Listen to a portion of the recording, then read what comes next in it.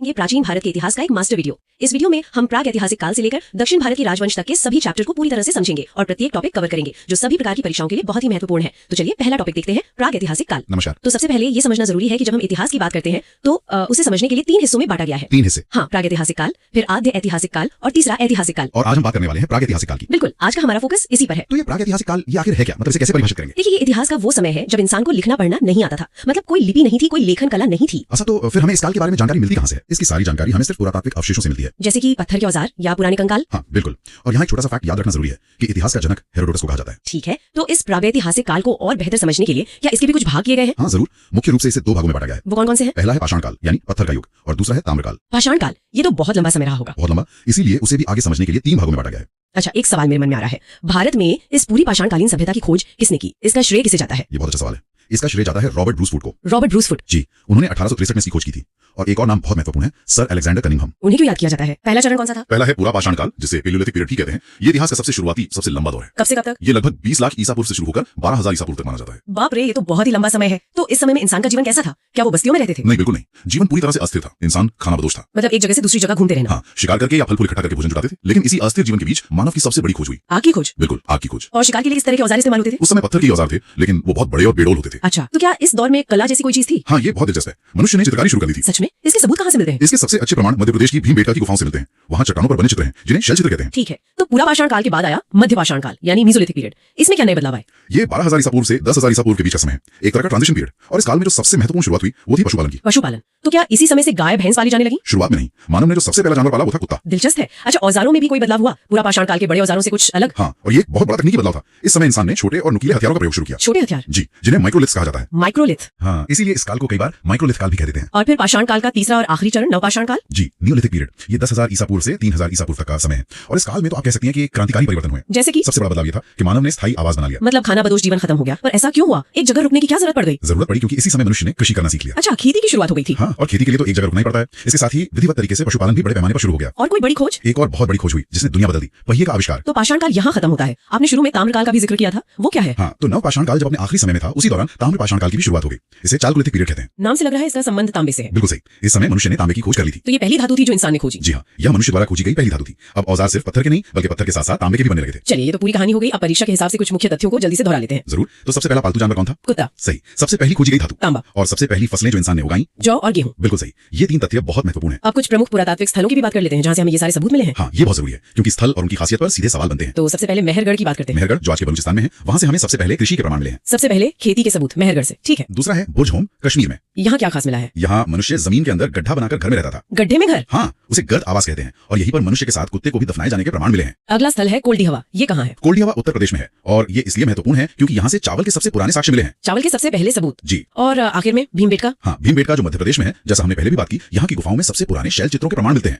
ये भारत में कला का सबसे पुराना सबूत है। चलिए, तो अब अगला चैप्टर देखते हैं, सिंधु घाटी सभ्यता। जी। सिंधु घाटी सभ्यता, जिसे हम हड़प्पा सभ्यता भी कहते हैं। जी। ये सिंधु नदी के तट पर विकसित हुई थी। अच्छा। और इसकी जो सबसे पहली जानकारी मिली वो हड़प्पा की खुदाई से मिली, इसीलिए इसका सबसे सही नाम हड़प्पा सभ्यता ही माना जाता है। और हम किस समय की बात कर रहे हैं, मतलब कितना पुराना है सब? देखिए, कार्बन डेटिंग के हिसाब से देखें तो जो सर्वमान्य समय है वो करीब 2500 ईसा पूर्व से 1750 ईसा पूर्व का माना गया है। 2500 ईसा पूर्व? जी। और सबसे हैरान करने वाली बात यह है कि ये दुनिया की पहली शहरी सभ्यताओं में से एक थी। शहरी? हाँ, शहरी। जबकि इसकी जो समकालीन सभ्यताएं थी जैसे मेसोपोटामिया, वो ज्यादातर ग्रामीण थी। कमाल है। तो इसकी खोज के पीछे कौन लोग थे, मतलब ये सब हमें पता कैसे चला? सबसे पहले तो 1826 में एक चार्ल्स मैसन थे, उन्होंने इसकी जानकारी दी थी, पर तब किसी ने ज्यादा ध्यान नहीं दिया। अच्छा, फिर असल काम शुरू हुआ 1921 में। भारतीय पुरातत्व सर्वेक्षण विभाग के जो महानिदेशक थे जॉन मार्शल, हाँ। उनके ही निर्देश पर राय बहादुर दयाराम साहनी ने हड़प्पा की खोज की और वहीं से ये पूरा इतिहास हमारे सामने आया। तो ये सभ्यता फैली कहाँ तक हुई थी, मतलब इसका विस्तार कितना था? इसका विस्तार एक आप कह सकते हैं त्रिभुजाकार क्षेत्र में था। त्रिभुजाकार? हाँ, इसकी जो उत्तरी सीमा थी वो थी मांडा जम्मू कश्मीर में। ओके। दक्षिणी सीमा महाराष्ट्र में दैमाबाद तक, पूर्वी सीमा आलमगीरपुर उत्तर प्रदेश में, हाँ। और पश्चिमी सीमा वो बलूचिस्तान में सुतका गेंडोर तक थी। मतलब काफी बड़ा इलाका था। तो वहाँ के लोगों का सामाजिक जीवन कैसा था? समाज ज्यादातर सबूतों के हिसाब से मातृ सत्तात्मक था। मात्र सत्तात्मक? जी, क्योंकि हमें मातृ देवी की बहुत सारी मूर्तियां मिली हैं, मोहरों पर भी देवियों की आकृतियां हैं, इससे यही अंदाजा लगता है। दिलचस्प है। और समाज शायद 4 वर्गों में बटा था, विद्वान, फिर योद्धा, फिर व्यापारी और शिल्पी, और आखिर में श्रमिक। और खान पान कैसा था? वो लोग शाकाहारी और मांसाहारी दोनों तरह का भोजन करते थे। और मृत्यु के बाद मतलब अंतिम संस्कार के क्या तरीके थे? 3 तरीके पता चलते हैं। अच्छा। एक तो था पूर्ण समाधान, मतलब कब्र में दफना देना। ठीक है। दूसरा था दाह संस्कार यानी शव को जलाना, और तीसरा था आंशिक समाधान। आंशिक समाधान ये क्या होता है? इसमें शायद शव को पशु पक्षियों के खाने के लिए छोड़ दिया जाता था और बाद में जो हड्डियां बचती थी उन्हें दफना देते थे। अच्छा। चलिए अब उस चीज पर आते हैं जिसके लिए सभ्यता सबसे ज्यादा जानी जाती है, इनका नगर नियोजन। इसे शहरी सभ्यता क्यों कहते हैं? इसे शहरी सभ्यता इसलिए कहते हैं क्योंकि इनके नगर दुनिया के सबसे पुराने सुनियोजित नगरों में से थे। सुनियोजित मतलब पूरी प्लानिंग के साथ बनाए गए, और मकान कच्ची नहीं पक्की ईंटों से बने थे। वाह। एक और खास बात, मकानों के दरवाजे मुख्य सड़कों पर नहीं खुलते थे। तो फिर कहाँ खुलते थे? पीछे गलियों में, शायद शोर और धूल से बचने के लिए। ये तो आज के हिसाब से भी काफी एडवांस सोच है। बिल्कुल। और जो सबसे चौड़ी सड़क मिली है वो मोहनजोदड़ो में थी, करीब 10 मीटर चौड़ी। 10 मीटर। और एक आम घर में क्या क्या होता था? एक सामान्य घर में भी 4-5 कमरे, एक आंगन, रसोई घर, स्नानागार और कुआं भी होता था। घर के अंदर कुआं? हाँ, और बड़े घरों में तो शौचालय भी मिले हैं और नालियां वो तो ढकी हुई होती थी। ये तो सच में कमाल है। चलिए अब कुछ प्रमुख स्थलों और वहां से मिले सबूतों की बात करते हैं जो परीक्षा के लिहाज से भी जरूरी है। सबसे पहले हड़प्पा से ही शुरू करते हैं। ठीक है। हड़प्पा की खोज 1921 में दयाराम साहनी ने की थी। ये रावी नदी के तट पर आज के पाकिस्तान में है। और यहाँ से क्या खास मिला? यहाँ से हमें श्रमिक आवास मिले हैं, मतलब मजदूरों के रहने की जगह। एक बहुत बड़ा अन्नागार मिला है, लकड़ी का एक ताबूत मिला है और सबसे जरूरी 837 कब्रिस्तान। 837 कब्रिस्तान, ठीक है। अब मोहनजोदाड़ो के बारे में बताइए। मोहनजोदाड़ो, जिसका मतलब है मृतकों का टीला। हाँ। इसकी खोज 1922 में राखलदास बनर्जी ने की। ये सिंधु नदी के किनारे, ये भी पाकिस्तान में ही है। और यहाँ की सबसे प्रसिद्ध चीजें कौन सी हैं? यहाँ से मिला है पुरोहित आवास और वो प्रसिद्ध विशाल स्नानागार, द ग्रेट बाथ। जी। और सिंधु सभ्यता का सबसे बड़ा अन्नागार भी यहीं से मिला है। घर में कुआं, पशुपति शिव की मूर्ति। और वो नर्तकी की मूर्ति भी यहीं से मिली थी ना? बिल्कुल, कांसे की बनी नर्तकी की मूर्ति। और सबसे चौड़ी सड़क भी मोहनजोदाड़ो में ही थी। ठीक है। और चनहुदड़ो, उसके बारे में क्या खास है? चनहुदड़ो की सबसे बड़ी खासियत ये है कि ये एकमात्र ऐसा शहर था जो दुर्ग रहित था, मतलब यहाँ कोई किला नहीं था। अच्छा, तो ये कैसा शहर था? एक औद्योगिक शहर था, एक तरह का इंडस्ट्रियल हब। मतलब यहाँ चीजें बनती थी? हाँ, खासकर महिलाओं से जुड़ी चीजें जैसे लिपस्टिक, शीशा, मनके, गुड़िया। लिपस्टिक भी? जी। और एक बहुत मजेदार सबूत मिला यहाँ से, एक ईंट पर बिल्ली का पीछा करते हुए कुत्ते के पैरों के निशान। अरे वाह, ये तो बहुत दिलचस्प है। अब भारत में जो प्रमुख स्थल हैं उनके बारे में कुछ बताइए। भारत में पंजाब में है रोपड़, यहाँ इंसान के साथ कुत्ते को दफनाए जाने का प्रमाण मिला है। इंसान के साथ कुत्ते को? जी। और फिर राजस्थान में है कालीबंगा, जिसका मतलब है काली मिट्टी की चूड़ी। कालीबंगा से क्या मिला है? यहाँ से हल से जोते हुए खेत के निशान मिले हैं, अलंकृत ईंटें, हवन कुंड और चूड़ियां भी मिली हैं। और गुजरात में मैंने सुना है वहाँ काफी साइट्स हैं। हाँ, गुजरात में धोलावीरा है, वहाँ से एक बहुत बड़ा स्टेडियम मिला है। स्टेडियम? जी, स्टेडियम। फिर सुरकोटदा है गुजरात में ही, वहाँ से घोड़े की हड्डियों के अवशेष मिले हैं, जो कि एक बड़ा बहस का मुद्दा है। और लोथल, वो तो साथ एक बंदरगाह था। बिल्कुल सही। लोथल सिंधु सभ्यता का एक प्रमुख बंदरगाह यानी पोर्ट था। और यहाँ एक अलग बात थी, क्या? यहाँ घरों के दरवाजे मुख्य सड़क की ओर खुलते थे, जो बाकी शहरों से उल्टा था। शायद व्यापार की वजह से हो सकता है। चलिए अब संक्षेप में कुछ और जरूरी तथ्य बता दीजिए। देखिए, इसे कांस्य युगीन सभ्यता भी कहते हैं, क्योंकि ये कांसे का इस्तेमाल करते थे। जी। इनकी जो लिपि थी वो भाव चित्रात्मक थी, जिसे हम आज तक पढ़ नहीं पाए हैं। और वो दाईं से बाईं ओर लिखी जाती थी, है ना? हाँ, दाईं से बाईं ओर। ये लोग दुनिया में कपास के पहले उत्पादक थे। कपास के पहले उत्पादक? जी। और इनका मुख्य व्यवसाय कृषि या पशुपालन से ज्यादा व्यापार था। ये लोग लोहे के बारे में जानते थे? नहीं, ये लोग लोहे से परिचित नहीं थे। और मिट्टी के बर्तनों पर कौन सा रंग इस्तेमाल होता था? ज्यादातर लाल रंग का। उनकी मोहरों पर कई जानवरों के चित्र हैं। क्या कोई ऐसा जानवर है जो नहीं मिलता? हाँ, उनकी मोहरों पर गाय, हाथी, बाघ सब हैं, लेकिन शेर का चित्र कहीं नहीं मिला है। शेर का नहीं, ये तो अजीब है। जी। और ये मोहरे ज्यादातर सेल खड़ी पत्थर यानी स्टीएटाइट से बनाई जाती तो चलिए अब अगला चैप्टर देखते हैं, वैदिक सभ्यता। है। जी, वैदिक सभ्यता। इसका जो समय है वो करीब 1500 ईसा पूर्व से 600 ईसा पूर्व तक का माना जाता है। अच्छा, काफी लंबा समय है ये। हाँ, बहुत। और इसी से समझने के लिए दो हिस्सों में बांटा गया है। जी। पहला है ऋग्वैदिक काल, जी। जो 1500 से 1000 ईसा पूर्व तक का है। और दूसरा? और दूसरा है उत्तर वैदिक काल, वो 1000 से 600 ईसा पूर्व तक था। ओके, तो मतलब जानकारी का जो सोर्स है वो भी अलग अलग होगा दोनों का। ऋग्वैदिक काल की जानकारी तो शायद सिर्फ ऋग्वेद से मिलती है ना? बिल्कुल। और उत्तर वैदिक काल के लिए हमारे पास यजुर्वेद, सामवेद और अथर्ववेद है। इस सभ्यता को आर्य सभ्यता भी तो कहते हैं। हाँ, क्योंकि इसकी शुरुआत आर्यों ने की थी। वैसे आर्य एक संस्कृत का शब्द है जी। जिसका मतलब है श्रेष्ठ। जी, श्रेष्ठ। अब ये आर्य आए कहां से थे, इसको लेकर मतलब कई अलग अलग मत हैं। हाँ, मैंने पढ़ा है। मैक्स मूलर कहते हैं कि वे मध्य एशिया से आए थे और शायद यही सबसे ज्यादा माना भी जाता है। हाँ, यही मत सबसे ज्यादा मान्य है। लेकिन स्वामी दयानंद सरस्वती जी का मानना था कि वे तिब्बत से आए थे। और बाल गंगाधर तिलक का भी तो एक सिद्धांत था, वो तो उत्तरी ध्रुव से बताते हैं। जी बिल्कुल। खैर, वो भारत में जब आए तो सबसे पहले पंजाब और अफगानिस्तान में बसे। और ये एक ग्रामीण सभ्यता थी, मतलब सिंधु घाटी सभ्यता की तरह शहरी नहीं। और भाषा संस्कृत थी। हाँ, भाषा संस्कृत थी। अच्छा, तो इनका जो प्रशासन था, जो एडमिनिस्ट्रेटिव सिस्टम था, वो कैसा था? देखिए, वो 5 हिस्सों में बटा हुआ था। सबसे छोटी इकाई थी कुल। कुल यानी परिवार। हाँ, फिर कई कुल मिलाकर बनता था एक ग्राम, कई ग्रामों को मिलाकर बनता था विस। ओके, कुल, ग्राम, विस। और इसके ऊपर? विस के ऊपर जन और सबसे ऊपर राष्ट्र। समझ गई। अब थोड़ा वेदों के बारे में बात करते हैं। कुल 4 वेद हैं, ये तो हम सब जानते हैं। जी, ऋग्वेद, यजुर्वेद, सामवेद और अथर्ववेद। इनमें सबसे पुराना तो ऋग्वेद है। हाँ, ऋग्वेद सबसे प्राचीन है। इसमें 10 मंडल हैं, 1028 सूक्त हैं और लगभग 10,500 मंत्र हैं। और जो प्रसिद्ध गायत्री मंत्र है वो भी तो ऋग्वेद में ही है। जी, वो ऋग्वेद के तीसरे मंडल में है और उसकी रचना ऋषि विश्वामित्र ने की थी। और यजुर्वेद, उसमें क्या खास है? यजुर्वेद में यज्ञ के जो नियम होते हैं, जो विधि विधान है, उनका वर्णन है। और सामवेद को तो भारतीय संगीत का जनक कहते हैं। सही कहा, क्योंकि उसमें संगीत की पूरी जानकारी है। तो फिर बचा अथर्ववेद, इसकी रचना अथर्वा ऋषि ने की थी, है ना? जी। और इसका संबंध चिकित्सा, तंत्र मंत्र और वशीकरण जैसी चीजों से है। ओके, वेदों के अलावा पुराण भी तो है। हाँ, 18 पुराण है। इनमें सबसे पुराना है मत्स्य पुराण। फिर उपनिषद भी हैं, जिनकी संख्या 108 है। उपनिषद का मतलब होता है गुरु के समीप बैठना। बिल्कुल। और हमारा जो राष्ट्रीय वाक्य है सत्यमेव जयते, वो मुंडक उपनिषद से लिया गया है। और वेदों को आसानी से समझने के लिए 6 वेदांग भी बनाए गए थे। जी। अच्छा, ऋग्वैदिक काल के समाज की बात करें तो वो 4 वर्णों में बटा था, ब्राह्मण, क्षत्रिय, वैश्य और शूद्र। हाँ, लेकिन यहाँ एक बहुत जरूरी बात है, ये जो विभाजन था, ये जन्म के आधार पर नहीं था। मतलब काम के आधार पर था। बिल्कुल। जो व्यक्ति जैसा व्यवसाय करता था वो उस वर्ण का माना जाता था, जन्म से कोई तय नहीं होता था। ये तो बहुत बड़ा अंतर है। अच्छा, उस समय के प्रमुख देवता कौन थे? ऋग्वैदिक काल के सबसे प्रिय देवता थे इंद्र। इंद्र, युद्ध और वर्षा के देवता। हाँ, उन्हें पुरंदर भी कहते थे, मतलब किलों को तोड़ने वाला। इंद्र के अलावा? उनके अलावा अग्नि थे, जो आग के देवता थे, और वरुण यानी वायु के देवता। एक सोम देवता भी थे, जो जंगल के देवता माने जाते थे। और कुछ नदियों के भी तो पुराने नाम मिलते हैं जो अक्सर परीक्षाओं में पूछे जाते हैं। हाँ, जैसे सतलुज को शुतुद्री कहते थे, चिनाब को अस्किनी। जी। और व्यास का पुराना नाम था विपाशा, रावी का परशनी और झेलम का वितस्ता। ये नाम याद रखने जरूरी है। बिल्कुल। अच्छा, इसी दौर में भारत के 6 दर्शन मतलब षड दर्शन भी तो विकसित हुए। जी।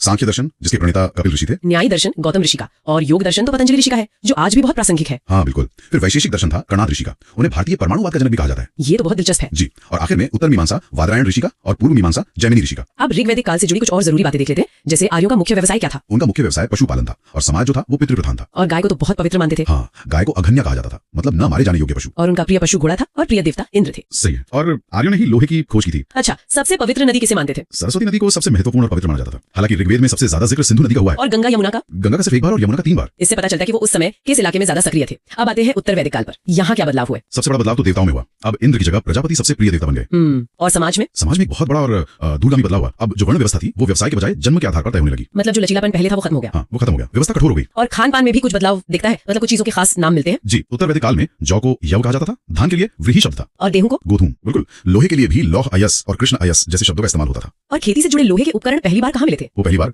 अतरंजी किला में मिले थे। तो चलिए अब अगला अध्याय देखते हैं। अध्याय का नाम है जैन धर्म। तो जब हम जैन धर्म की बात करते हैं, सबसे पहला सवाल यही आता है कि इसके संस्थापक और पहले तीर्थंकर कौन थे? देखिए, इसके संस्थापक और पहले तीर्थंकर थे ऋषभदेव। ऋषभदेव, हाँ, उन्हें ही जैन धर्म का संस्थापक माना जाता है। तीर्थंकर का मतलब होता है जो संसार रूपी सागर से पार लगाने वाले तीर्थ की रचना करते हैं। जैन धर्म में ऐसे कुल 24 तीर्थंकर हुए हैं। 24? तो क्या हमें सभी 24 के बारे में जानने की जरूरत है? नहीं, परीक्षा के दृष्टिकोण से देखें तो पहले 23वें और 24वें तीर्थंकर ही सबसे महत्वपूर्ण है। अच्छा। पहले तो ऋषभदेव थे, जिनका प्रतीक है बैल। फिर 23वें थे पार्श्वनाथ, जिनका प्रतीक सांप का फन है। और 24वें, जिन्हें हम वास्तविक संस्थापक कहते हैं, वो थे महावीर स्वामी, उनका प्रतीक सिंह है। ठीक है, तो चलिए 23वें तीर्थंकर पार्श्वनाथ, इनके बारे में पहले बात करते हैं। बिल्कुल, पार्श्वनाथ को झारखंड के समेत शिखर पर ज्ञान की प्राप्ति हुई थी। समेत शिखर पर? और ज्ञान प्राप्ति के बाद उन्होंने 4 नियम दिए थे, जिन्हें चतुरायन धर्म कहा गया। अच्छा, ये 4 नियम क्या थे? पहला था हिंसा न करना, दूसरा सदा सत्य बोलना, तीसरा चोरी न करना, और चौथा संपत्ति न रखना। संपत्ति न रखना। जी, और एक दिलचस्प बात यह है कि पार्श्वनाथ और अगले तीर्थंकर मतलब महावीर स्वामी, इनके बीच लगभग 250 सालों का अंतर था। 250 साल, काफी लंबा समय। बहुत लंबा। और अब आते हैं 24वें और अंतिम तीर्थंकर महावीर स्वामी पर। हाँ। उन्हें जैन धर्म का वास्तविक संस्थापक कहा जाता है ना? बिल्कुल, ये एक बहुत जरूरी पॉइंट है। अगर सिर्फ संस्थापक पूछा जाए तो जवाब ऋषभदेव है। ठीक है। लेकिन अगर सवाल में वास्तविक संस्थापक पूछा जाए तो जवाब हमेशा महावीर स्वामी होगा। समझ गया। तो उनके शुरुआती जीवन के बारे में कुछ मुख्य बातें। हाँ, उनका जन्म 540 ईसा पूर्व में वैशाली के कुंडग्राम में हुआ था। उनके पिता का नाम सिद्धार्थ था, जो यात्रिक वंश के राजा थे। यात्रिक वंश? जी। और उनकी माता का नाम त्रिशला था। उनकी पत्नी का नाम यशोदा, पुत्री का नाम प्रियदर्शनी और दामाद का नाम जमाली था। और उनके बचपन का नाम वो था वर्धमान। तो महावीर नाम उन्हें बाद में मिला? हाँ, बिल्कुल। ज्ञान प्राप्ति के बाद उन्होंने 30 वर्ष की आयु में अपने बड़े भाई नंदीवर्धन उनसे अनुमति लेकर गृह त्याग किया था। और उनकी तपस्या और ज्ञान प्राप्ति की जो प्रक्रिया थी वो कैसी थी? वो बहुत कठिन थी। पूरे 12 वर्षों की कठिन तपस्या के बाद उन्हें ऋजुपालिका नदी के तट पर एक साल के वृक्ष के नीचे ज्ञान की प्राप्ति हुई। अच्छा। और जैन धर्म में इस ज्ञान प्राप्ति को कैवल्य कहा जाता है। कैवल्य? जी, कैवल्य। तो कैवल्य मिलने के बाद वे क्या कहलाए? कैवल्य के बाद वे जिन कहलाए, जिसका मतलब है विजेता। जिन? हाँ। और अरहत यानी पूज्य, और निर्ग्रंथ मतलब बंधनहीन। और उन्होंने अपने उपदेश प्राकृत भाषा में दिए, जो समय आम लोगों की भाषा थी। सही है? बिल्कुल सही, ताकि संदेश ज्यादा से ज्यादा लोगों तक पहुंच सके। उनका पहला और अंतिम उपदेश कहाँ था? उनका पहला उपदेश राजगीर में था और अंतिम उपदेश उन्होंने पावापुरी में दिया। और एक और बात, उनके पहले शिष्य उनके अपने दामाद जमाली ही बने। अच्छा, उनके दामाद। जी। तो उनकी शिक्षाओं में क्या खास था? मतलब क्या उन्होंने पार्श्वनाथ के नियमों में कुछ जोड़ा? हाँ, ये बहुत महत्वपूर्ण है। उन्होंने पार्श्वनाथ के चतुरायन धर्म में एक 5वां नियम जोड़ा था, ब्रह्मचर्य। ब्रह्मचर्य? हाँ,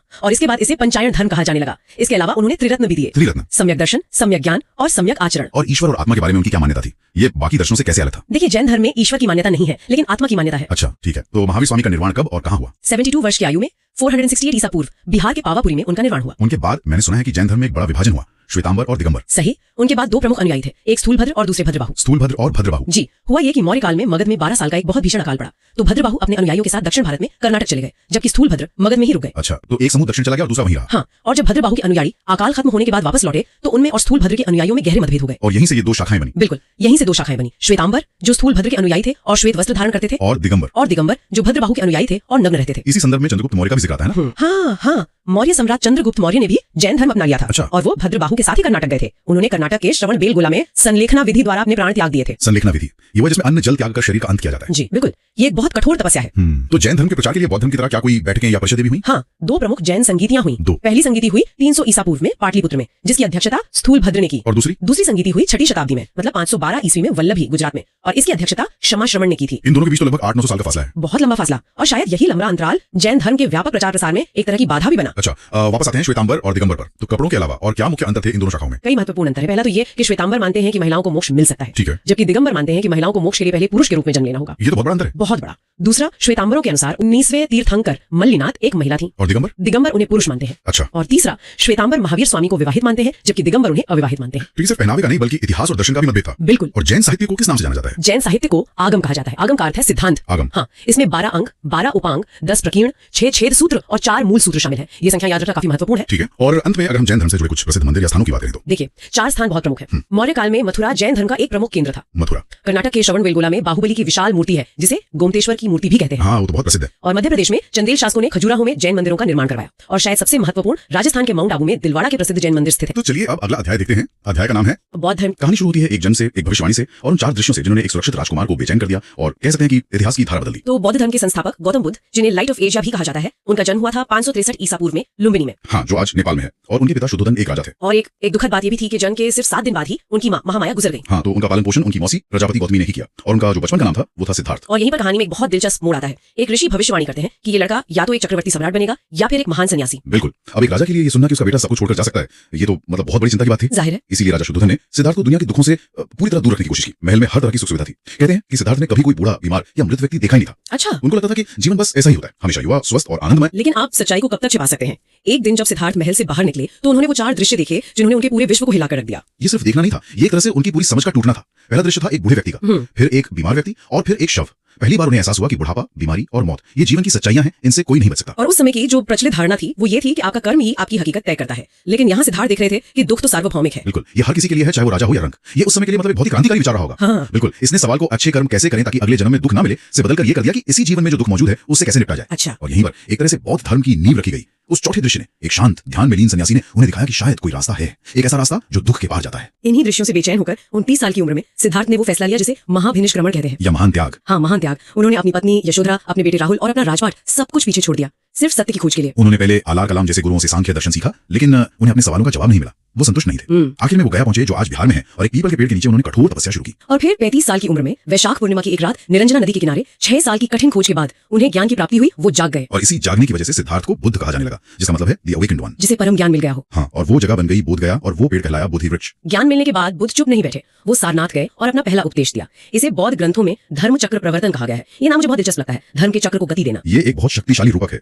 सोचिए जैसे एक बहुत बड़ा पहिया है जिसे धक्का देकर चला दिया गया हो। बुद्ध का मानना था कि उन्होंने एक ऐसे विचार को गति दे दी है, धर्म का पहिया, जो उनके जाने के बाद भी अपने आप घूमता रहेगा और पूरी दुनिया में फैलता रहेगा। और उन्होंने ये काम आम लोगों की भाषा में किया। पाली में? हाँ, पाली में, संस्कृत में नहीं, ताकि संदेश सीधा लोगों तक पहुंचे। तो उनका संदेश था क्या? मतलब उनकी शिक्षाओं का सार क्या था? उनकी शिक्षाओं का सार है 4 आर्य सत्य। पहला, जीवन में दुख है, जिसे दुख कहा। ठीक है। दूसरा, उस दुख का एक कारण है दुख समुदय।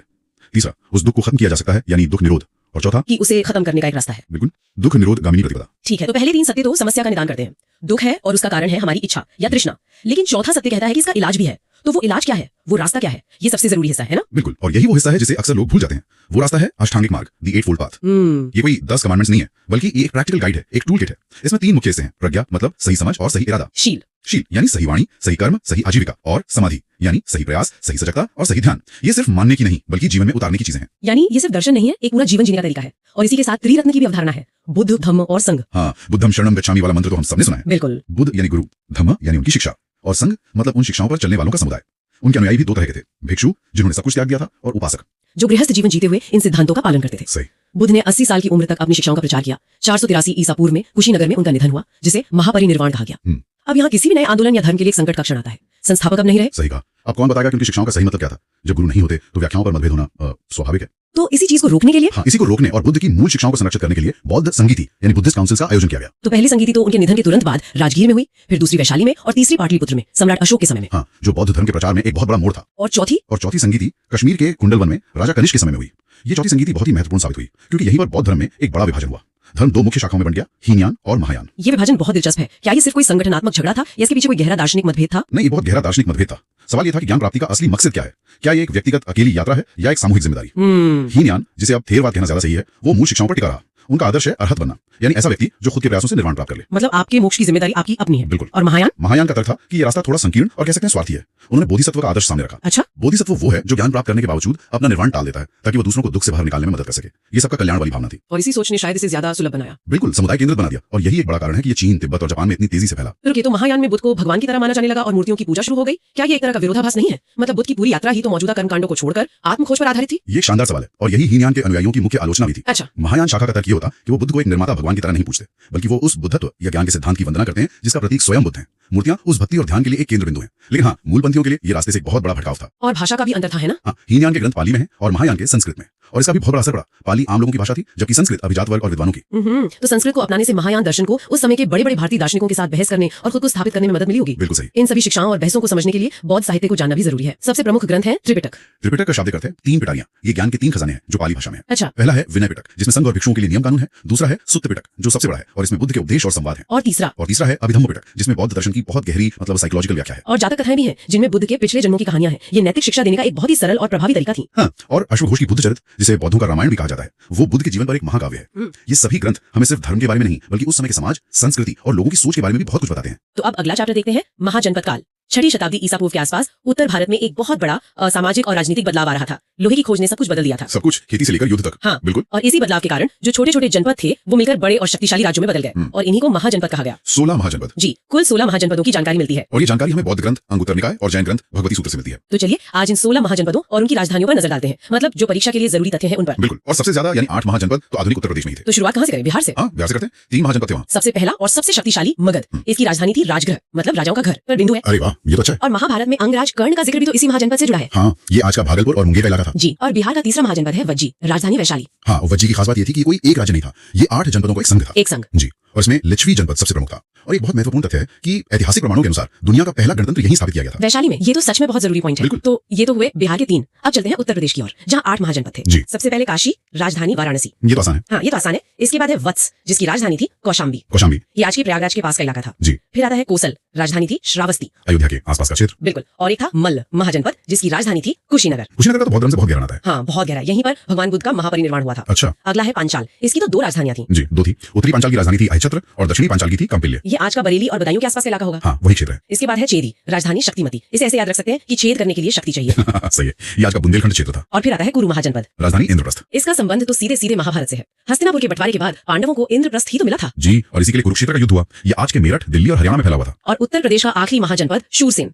राजधानी थी मथुरा। हाँ, मथुरा। इसे भी महाभारत से जोड़ सकते हैं। उस समय के सबसे बड़े शूरवीर भगवान कृष्ण थे और उनका जन्म मथुरा में हुआ था। ये याद रखने के लिए बहुत अच्छे तरीके। तो अब उत्तर प्रदेश से बाहर निकलते हैं। मध्य प्रदेश में था अवंती। हाँ, अवंती, और इसकी भी 2 राजधानियां थी। अच्छा। उत्तरी अवंती की उज्जैन और दक्षिणी अवंती की महिष्मती। महिष्मती, ये नाम तो बाहुबली फिल्म के कारण बहुत प्रसिद्ध हो गया है। जी, ये आज का मालवा क्षेत्र है। अब चलते हैं राजस्थान, वहाँ एक ही महाजनपद था, मत्स्य। हाँ, मत्स्य, जिसकी राजधानी थी विराटनगर। ठीक है, और अब एक सबसे जरूरी तथ्य पर आते हैं जो अक्सर पूछा जाता है। दक्षिण भारत का एकमात्र महाजनपद। हाँ, अश्मक। जी, अश्मक। ये गोदावरी नदी के क्षेत्र में था और इसकी राजधानी थी पोतन या पोटली। ये सवाल तो मैंने कई परीक्षाओं में देखा है कि दक्षिण भारत का इकलौता महाजनपद कौन सा था। बहुत आम सवाल है। हाँ। और जवाब है अश्मक। अच्छा। 2 महाजनपद ऐसे भी थे जो आज के भारत की सीमाओं से भी बाहर हैं। जी। पहला गांधार, जिसकी राजधानी तक्षशिला थी। गांधार नरेश शकुनी का नाम महाभारत में आता है। और तक्षशिला तो उस समय शिक्षा का एक बहुत बड़ा केंद्र हुआ करता था। बिल्कुल, ये आज के पाकिस्तान के रावलपिंडी पेशावर इलाके में था। और दूसरा कौन सा था? दूसरा था कंबोज, जिसकी राजधानी थी हाटक। ये उत्तर पश्चिमी पाकिस्तान और अफगानिस्तान में फैला था। ठीक है, तो ये हो गए पूरे 16। जी। तो अब अगला चैप्टर देखते हैं, मगध का उत्कर्ष। हाँ, मगध का उत्कर्ष। प्राचीन भारत में वो जो 16 महाजनपद थे, उनमें से मगध ही सबसे शक्तिशाली बनकर उभरा। लेकिन सवाल ये है कि क्यों, मतलब बाकी 15 में ऐसी क्या कमी थी जो मगध ने कर दिखाया? ये बहुत अच्छा सवाल है और इसका जवाब कोई एक चीज नहीं बल्कि कई सारी वजह हैं। वैसे तो महाभारत में भी जिक्र आता है कि मगध पर बृहद्रथ वंश का शासन था, जिसके राजा जरासंध थे।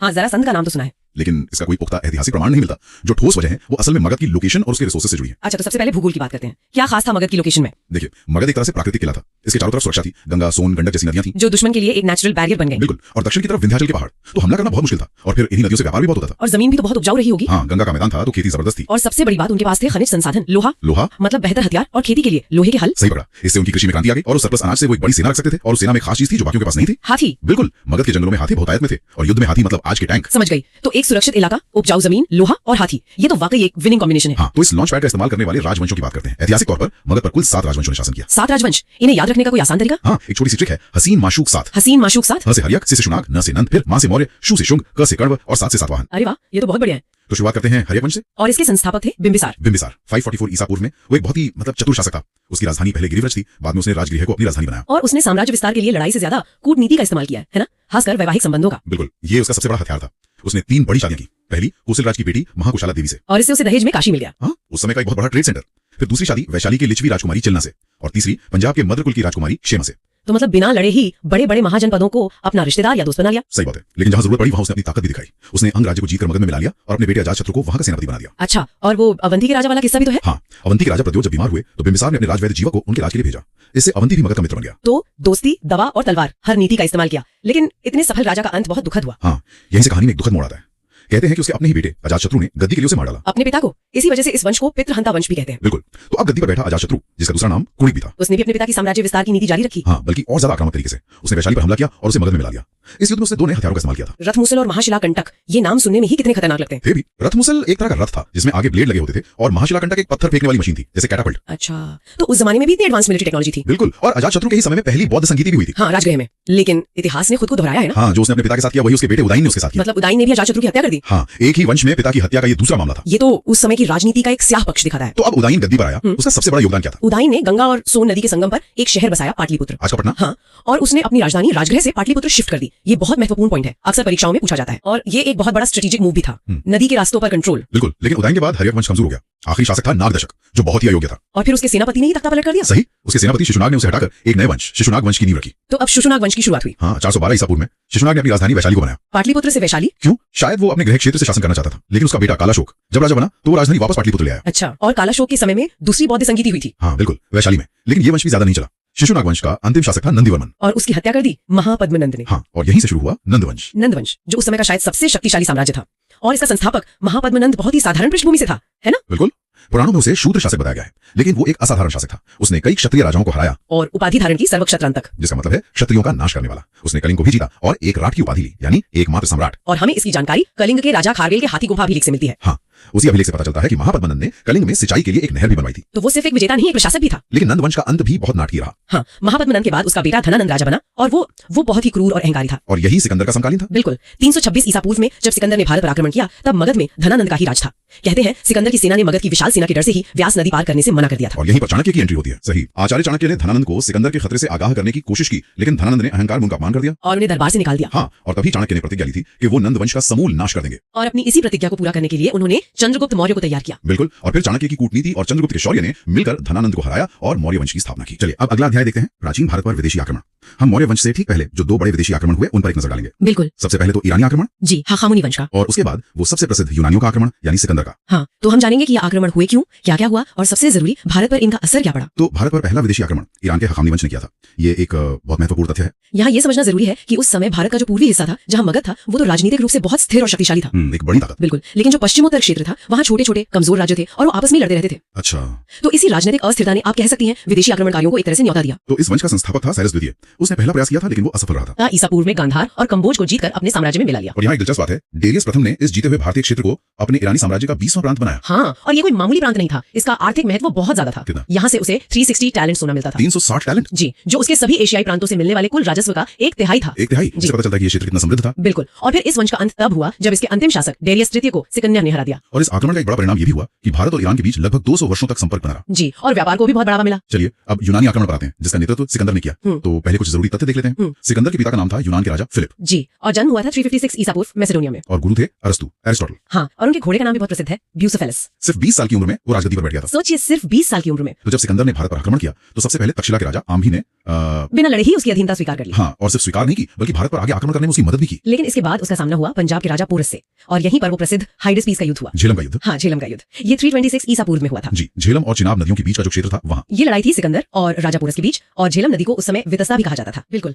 इस युद्ध में पोरस ने बहुत बहादुरी दिखाई थी। मतलब जब बंदी बनाकर पोरस को सिकंदर के सामने लाया गया, हाँ, वो किस्सा तो बहुत मशहूर है। सिकंदर ने पूछा, तुम्हारे साथ क्या सलूक किया जाए? और पोरस ने जवाब दिया वही जो एक राजा दूसरे राजा के साथ करता है। इस जवाब में जो आत्मविश्वास था, जो गरिमा थी, उसी से प्रभावित होकर सिकंदर ने पोरस का राज्य से वापस कर दिया और उसे अपना मित्र बना लिया। जी, लेकिन यहाँ कहानी एक नया मोड़ लेती है। पोरस को हराने के बाद सिकंदर की सेना व्यास नदी तक तो पहुंची, लेकिन सैनिकों ने उसे पार करने से इनकार कर दिया। हाँ, साफ मना कर दिया। इसके पीछे कई कारण बताए जाते हैं। एक तो चाणक्य द्वारा फैलाई गई अफवाहें थी कि व्यास नदी को पार करने वाले की मौत हो जाएगी, और ये भी कहा जाता है कि उन्होंने सैनिकों के भोजन में धीमा जहर भी मिलवाया था। और दूसरा बड़ा कारण था मगध का डर, नंद वंश की विशाल सेना का। हाँ, उनके हजारों हाथियों का। बिल्कुल, वो एक मनोवैज्ञानिक दबाव था। पोरस के कुछ 100 हाथियों ने ये हाल कर दिया था, तो हजारों हाथियों की सेना का सामना करने की हिम्मत वो उनमें नहीं थी। इसी कारण सिकंदर की सेना ने आगे बढ़ने से मना कर दिया। तो अंत में सिकंदर को वापस लौटना पड़ा। यहाँ उसके दो सेनापतियों के नाम याद रखने जरूरी है। हाँ, एक थल सेनापति और एक जल सेनापति। थल सेनापति था सेल्यूकस निकेटर और जल सेनापति नियार्कस। सिकंदर भारत में लगभग 19 महीने रहा। जी, और वापसी के दौरान 323 ईसा पूर्व में बेबीलोन यानी आज के इराक में सिकंदर की मृत्यु हो गई। तो इस पूरे आक्रमण का भारत पर क्या प्रभाव पड़ा? इसके कई दूरगामी परिणाम हुए। एक तो ये कि भारत और यूनान के बीच सीधा संपर्क स्थापित हुआ, जमीनी और समुद्री दोनों रास्ते खुले। जी, और दूसरा भारत में राजनीतिक एकीकरण की प्रक्रिया को बल मिला। छोटे राज्यों को ये समझ आया कि एकजुट होना कितना जरूरी है। और कला के क्षेत्र में भी तो इसका बड़ा प्रभाव पड़ा। हाँ, गांधार शैली, उसका विकास यूनानी कला का ही परिणाम था। और एक और चीज,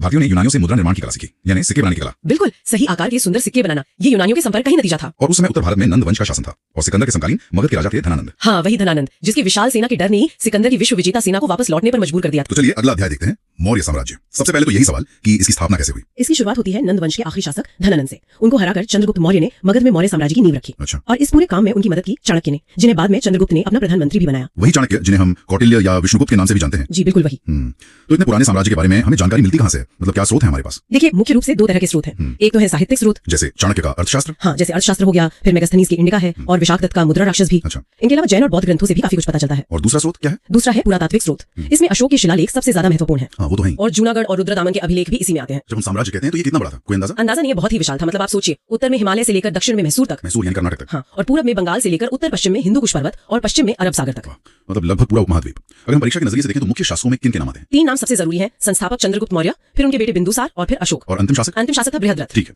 तो चलिए संस्थापक चंद्रगुप्त मौर्य से शुरू करते हैं। उनकी मुख्य बातें क्या हैं? तो धनानंद को हराने के बाद उन्होंने धनानंद की बेटी दुर्धरा से विवाह किया। अच्छा। और एक इंटरेस्टिंग बात यह है कि यूनानी लेखकों ने उन्हें अलग अलग नाम दिए हैं। हाँ, मैंने सुना है एंड्रोकोटस और सैंड्रोकोटस। प्रोकोटस। पर ये पता कैसे चला कि ये नाम चंद्रगुप्त के ही हैं? ये श्रेय जाता है विलियम्स जोन्स को। 1793 में उन्होंने सबसे पहले ये बताया कि ये दोनों नाम चंद्रगुप्त मौर्य के लिए इस्तेमाल हुए हैं। अच्छा, एक और बड़ी घटना थी, सिकंदर के सेनापति सेल्यूकस निकेटर के साथ उनका युद्ध। हाँ, 305 ईसा पूर्व में उस युद्ध में चंद्रगुप्त ने सेल्यूकस निकेटर को हरा दिया था। और फिर एक संधि हुई थी। जी, संधि के तहत सेल्यूकस ने अपनी बेटी कार्नेलिया, जिसे हेलेना भी कहते हैं, उसका विवाह चंद्रगुप्त से कर दिया। और साथ में कुछ प्रांत भी दिए थे। हाँ, 4 प्रांत दिए थे, काबुल, कंधार, हेरात और मकरान। बदले में चंद्रगुप्त ने कुछ दिया था ना? हाँ, चंद्रगुप्त ने 500 हाथी सेल्यूकस को भेंट किए थे। 500 दिए तो उस जमाने के टैंक हो गए एक तरह से। हाँ, और इसी संधि के बाद सेल्यूकस ने अपने राजदूत मेगास्थनीज को चंद्रगुप्त के दरबार में भेजा था, जिसने इंडिका लिखी। बिल्कुल। और उनके जीवन का अंत वो भी काफी अलग था। बहुत। वो जैन गुरु भद्रबाहु से प्रभावित होकर जैन बन गए। और फिर कर्नाटक के श्रवणबेलगोला चले गए। हाँ, और वहीं 298 ईसा पूर्व में संलेखना विधि से अपने प्राण त्याग दिए। मतलब उपवास द्वारा। जी, उपवास द्वारा। तो चंद्रगुप्त के बाद आए उनके बेटे बिंदुसार। जी। उनके बारे में क्या महत्वपूर्ण है? बिंदुसार चंद्रगुप्त और दुर्धरा के पुत्र थे। उन्हें अमित्रघात भी कहा जाता था। अमित्रघात, इसका मतलब है शत्रुओं का नाश करने वाला। उनके समय में भी कोई विदेशी राजदूत आया था। हाँ, सीरिया के शासक एंटियोकस ने अपने राजदूत डायमेकस को उनके दरबार में भेजा था। अच्छा, और बिंदुसार ने एंटियोकस से कुछ मांगा भी था ना? हाँ, एक बड़ा मजेदार किस्सा है। उन्होंने 3 चीजें मांगी थी, मीठी शराब, अंजीर और एक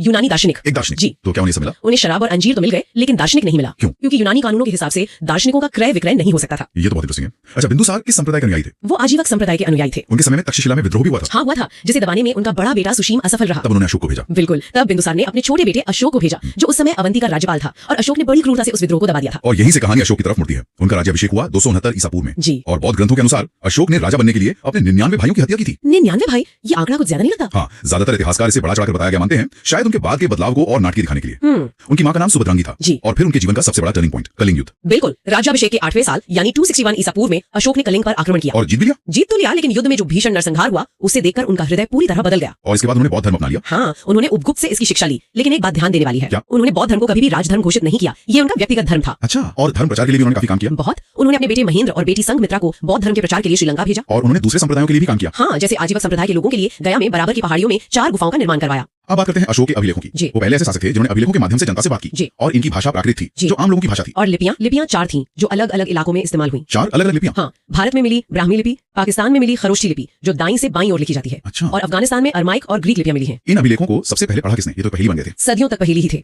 1837 में जेम्स प्रिंसेप को इन्हें पढ़ने में सबसे पहली सफलता मिली।